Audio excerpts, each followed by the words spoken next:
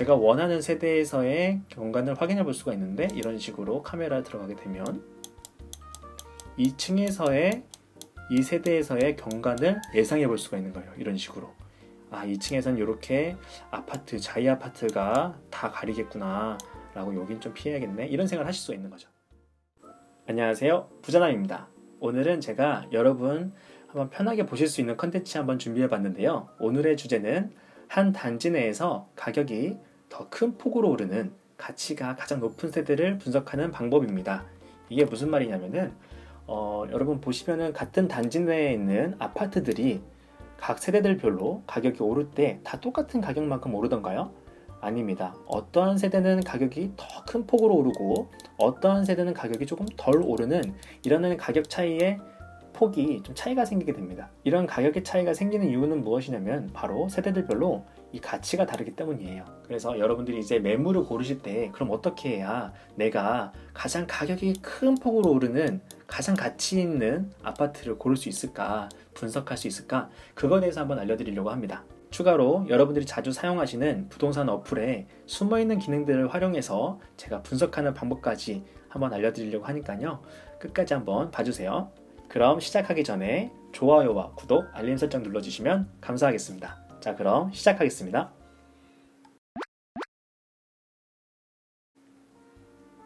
여러분 요즘 실거래가 조회 많이들 하시죠? 부동산 실거래가 조회 하시다 보면 이런 식으로 한 단지 내에 같은 타입의 아파트인데도 불구하고 가격이 1억 이상 차이가 나는 경우 많이들 보셨을 겁니다. 왜 이렇게 가격이 차이가 나게 될까요? 층수의 차이 때문일까요? 아닙니다. 보시는 바와 같이 해당 층은 12층, 요 층보다 더 낮은데도 불구하고 더 높은 가격으로 거래가 됐어요. 바로 세대들별로 가치가 다 다르다는 것입니다. 때문에 여러분들이 이제 지역을 분석하시고 아파트 단지를 이제 선정하신 다음에 난 이 아파트에서 매물을 골라야겠다 하고 매물을 조회하시다가 싼 가격에 매물이 나왔다고 해서 덜컥 계약하시면 안 되는 겁니다. 싼 매물을 계약할 것이 아니라 향후에 가격이 더 큰 폭으로 오를 그런 세대들을 분석해서 그 세대를 계약하셔야 되는 거예요. 자, 그럼 어떠한 요소들이 이러한 아파트의 가치에 차이를 만들게 될까요? 그리고 저는 어떠한 기준으로 이러한 요소들을 분석하고 아파트를 고르고 있을까요? 제가 오늘 한 샘플 단지를 골라서 그 단지를 분석하는 방법을 하나하나 한번 보여드리도록 하겠습니다. 여러분도 관심 있게 보고 계신 단지가 있다면은 그 단지를 기준으로 저와 함께 분석해 보시면 좋을 것 같습니다. 자, 오늘의 샘플 단지는 지난번에 임장 영상에서 한번 소개드렸던 연산동 이편의 세상 더 퍼스트입니다. 해당 아파트는 아파트가 455세대, 오피스텔 96실이 있고요. 규모는 4개 동으로 되어 있고 지하 4층, 지상 39층까지 있습니다. 타입은 아파트가 26평, 32평, 36평까지 구성되어져 있습니다. 해당 아파트는 보시는 바와 같이 그렇게 큰 단지가 아니에요. 그래서 이렇게 스터디해보기에 매우 좋은 샘플이 될 것 같습니다. 자, 첫 번째로 제가 중요하게 보는 요소는 층수입니다. 여러분도 잘 아시는 것처럼 로얄층이 매우 가치가 높죠. 로얄층이라 하면 보통 중층 이상의 고층을 말하고 있는데요. 보통은 이제 10층 이상부터 해서 최상층을 제외한 층들을 로얄층으로 보고 있습니다. 이런 층이 좋은 이유는 무엇일까요? 바로 지상에서 올라오는 소음과 공해로부터 조금 더 피해가 적고 또 층수가 높기 때문에 경관이 좋다는 장점이 있겠죠. 그래서 이런 층들이 가치가 높습니다. 반대로 저층 같은 경우는 어떤가요? 보안에 좀 취약한 부분이 있을 수도 있고 또 아까 말씀드린 것처럼 지상으로부터 올라오는 소음과 공해로부터 좀 피해가 클 수 있기 때문에 조금 더 가치가 떨어지게 됩니다. 최상층은 어떤가요? 최상층 같은 경우에는 한 건물의 지붕 같은 역할을 합니다. 때문에 비나 눈이 많이 오게 되면 물로 인하여서 누수가 발생할 수가 있고요. 이 누수로 인하여서 벽에 곰팡이가 피는 등의 문제가 발생할 수 있겠죠. 또한 여름에는 해가 직접적으로 닿기 때문에 조금 더 덥고 겨울에는 차가운 기운이 노출되기 때문에 조금 더 추운 등의 전기세와 가스비가 조금 더 나오는 관리비의 문제가 있을 수도 있습니다. 따라서 이런 세대들도 조금 가치가 떨어지는 편입니다. 그래서 해당 아파트 같은 경우에는 10층 이상부터 해서 최상층을 제외한 층들이 가치가 높은 층이라고 볼 수 있겠고요. 각 동별로, 라인별로 조금 층수는 다르겠습니다. 다음으로는 평수입니다. 물론 소형 평수보다 중대형 평수가 더 가치가 높습니다. 요즘에 3기 신도시 사전청약 경쟁률을 한번 보시더라도 중대형 이상, 보통 30평 이상대를 보게 되는데 30평 이상대의 경쟁률이 몇백 대 1이 나왔다는 것을 보셨을 거예요. 그만큼 중대형이 인기도 매우 높고 가치도 더 높고 그만큼 수요도 많기 때문에 가격도 나중에 더 많이 오르게 됩니다. 그래서 반대로 소형 같은 경우에는 비교적 수요가 좀 덜 하기 때문에 가치가 조금 더 떨어지게 되고 가격은 조금 더 낮은 폭으로, 중대형보다 낮은 폭으로 오르게 됩니다.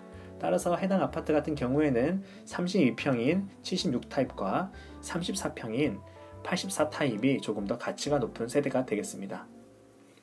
다음으로는 채광입니다. 물론 채광은 남향이 좋겠죠. 그래서 이 아파트 같은 경우에는 남서향과 남동향을 바라보고 있는 이 라인에 있는 아파트들이 조금 더 가치가 높겠습니다. 하지만 채광을 보실 때에는 발코니 방향을 같이 보셔야 되는데요. 요 세대와 요 세대 같은 경우에는 발코니가 이 안쪽으로 나거든요. 때문에 앞에 건물이 발코니 방향을 가로막고 있기 때문에 채광에 좀 피해가 있을 수 있습니다. 따라서 이 두 세대를 제외한 나머지 세대들이 채광의 가치가 높은 세대가 되겠습니다. 제가 임장 영상에서도 말씀드렸지만 임장을 마치고 나서는 해당 단지 주변을 한 바퀴 돌아보시면서 높은 건물이 어디에 있고 그 층수가 어떻게 되는지를 확인하시고 체크하셔야 된다고 말씀을 드렸어요. 그 이유는 이 앞에 있는 건물의 높이에 따라서 이 세대들별로 채광이나 경관이 가려지지 않는 층수들이 다 다르기 때문이겠죠. 이 아파트 같은 경우에는 앞에 14층과 12층 건물이 있어요. 따라서 15층 이상은 돼야 채광에 문제가 없을 것 같습니다. 그 다음에 이 아파트들 같은 경우에는 앞에 29층에 아파트가 있어요. 따라서 29층 이상, 즉 30층 이상이 돼야 채광에 문제가 없을 것 같습니다. 이 아파트들 같은 경우에는 한 8층 이상 되면 될 것 같고 여기도 한 8층 이상은 돼야 채광에 문제는 없을 것 같습니다. 다음은 경관입니다. 경관은 당연히 주변에 아파트나 또 높은 건물들이 있는 뷰보다는 앞에 산이나 숲, 공원, 그리고 물, 강이나 바다, 그리고 하늘이 많이 보이는 쪽이 더 좋겠죠, 당연히. 그래서 주변에 어디에 높은 건물들이 있는지, 그리고 어디에 숲과 산 이런 것들이 있는지, 어디가 건물의 층수가 낮은지 이런 것들을 한번 멀리서 한번 보시는 거예요. 이 아파트 같은 경우에는 동북쪽을 보게 되면은 동북쪽에는 연산장의 아파트와 일동 미라주 아파트가 있습니다. 때문에 이쪽 라인에 있는 아파트들은 경관이 이렇게 앞에 건물들이 가로막는 경관이 될 거예요. 지금 이 아파트들이 최상층이 한 29층 정도 됩니다. 따라서 이 단지의 이쪽 라인의 여기를 바라보는 세대들을 고르신다면 적어도 30층 이상은 고르셔야 경관상의 문제는 없으실 것 같습니다. 이쪽 방향은 어떨까요? 여기에도 이제 구축과 아파트들, 건물들이, 높은 건물들이 많이 모여 있는데요. 따라서 최상층을 고르시더라도 이쪽 라인 같은 경우에는 이렇게 아파트의 지붕을 보시거나 높은 건물들을 보게 되는 뷰가 될 것 같습니다. 근데 문제는 이 앞에 쌍용 아파트가 있어요. 근데 이게 아까 말씀드린 것처럼 29층이거든요, 최상층이.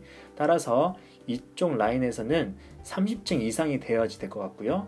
30층 이하라면은 이런 식으로 경관이 앞에 쌍용 아파트가 가로막는 뷰가 되어서 가치가 좀 떨어지게 될 것 같습니다. 그럼 동남쪽 방향 뷰는 어떨까요? 이쪽에는 배산이 있어요. 그리고 초등학교, 중학교, 많은 초중고들과 그 다음에 경상대학교까지 있거든요. 그래서 건물들이 높이가 그렇게 높지가 않습니다.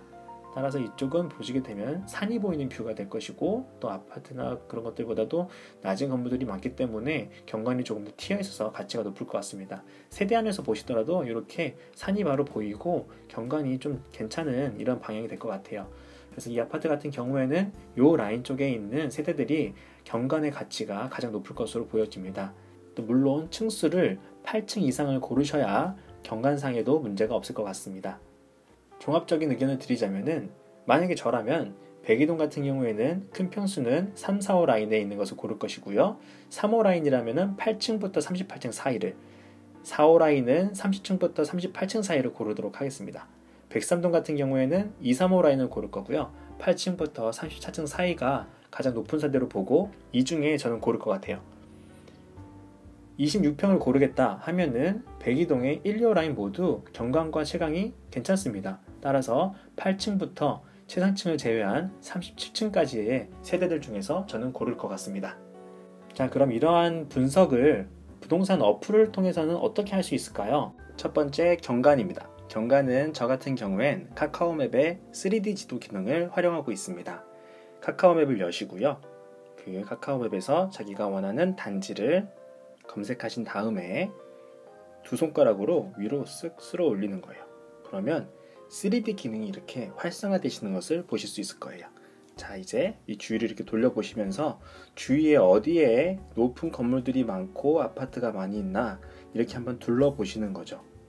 네, 그렇게 해서 이제 경관이 어디가 좋은지 또 일조는 어디가 좋을지를 대략적으로 예상해 보시는 겁니다. 내가 원하는 세대의 앞에 어떤 경관이 될까 보시게 된다면 백사동 같은 경우에는 이 앞에 연산자의 아파트가 바로 가로막겠구나. 여긴 좀 피해야겠네. 이런 생각이 드시는 거죠. 그리고 우측 상단에 보시면 네모난 버튼을 누르시면 우측에 3D 스카이뷰라는 버튼이 보이실 거예요. 이걸 누르시면 이번에는 컬러로 3D 모델링이 되어지게 됩니다. 자, 이렇게 보시면은 더 실물을 보시는 것 같이 실제 화면을 보는 것 같이 이렇게 주위를 한번 살펴보실 수가 있는 거예요. 그래서 아까처럼 높은 건물이 어디 있는지 이런 것들을 한번 살펴보실 수가 있습니다. 다음은 네이버 지도의 항공뷰입니다. 네이버 지도를 켜시고 우측에 보시면 이렇게 화살표 모양의 로드뷰 많이 보시죠? 로드뷰 보실 때 그 버튼을 누르시면 이 길이 활성화되는데 사이사이에 보시면 이 비행기 모양이 있는 것을 보이실 거예요. 이 비행기 모양을 누르시면 그 위치에서의 이렇게 항공뷰를 보실 수가 있어요. 자, 우리 아파트가 이 밑에 있거든요. 그러면은 여기서의 동쪽 방향의 뷰는 이렇구나. 또 남쪽은 이렇게 아파트가 좀 있네. 높은 건물이 있네. 이쪽 서쪽을 보게 되면은 여기 구축 아파트 진짜 많구나. 이런 식으로 주변에 높은 건물이 어디에 있고 경관이 어떨지 대략적으로 예상해 볼 수 있는 거죠. 다만 이게 지금 2009년 옛날 사진이에요. 그래서 조금은 다를 수 있지만 아직까지는 쓸만하더라고요. 다음은 일조량입니다. 일조량 같은 경우에는 저는 직방의 3D 단지 투어 기능을 활용하고 있어요. 직방 어플을 여시고 원하는 단지를 선택하신 다음에 우측 하단부에 3D 단지 투어 이 기능이 활성화되거든요. 이 버튼을 누르시면